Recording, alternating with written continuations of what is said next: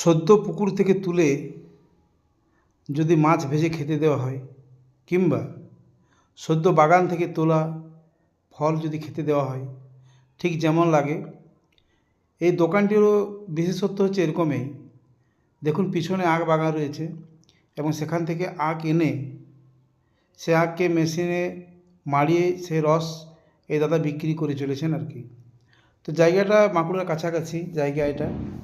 সম্ভবত দোকানের নাম ফটিক গড়াই এবং গ্রাম জৈঠিয়া, পুহাবাগান, বাঁকুড়ার কাছাকাছি। তো সত্যি স্বাদ বলার অপেক্ষা রাখে না, অসাধারণ এক কথায়। তবে সবচেয়ে বড় ব্যাপার হচ্ছে এই যে দাদার যে ভাবনাটা, এই ভাবনাটা এক কথায় অসাধারণ।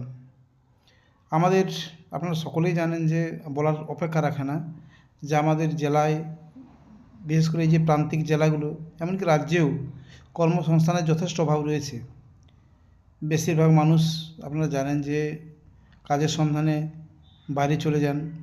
এখানে বিশাল উদ্যোগ নেই, এখানে কলকারখানা পরিমাণ খুবই কম, বড় কলকারখানা নেই।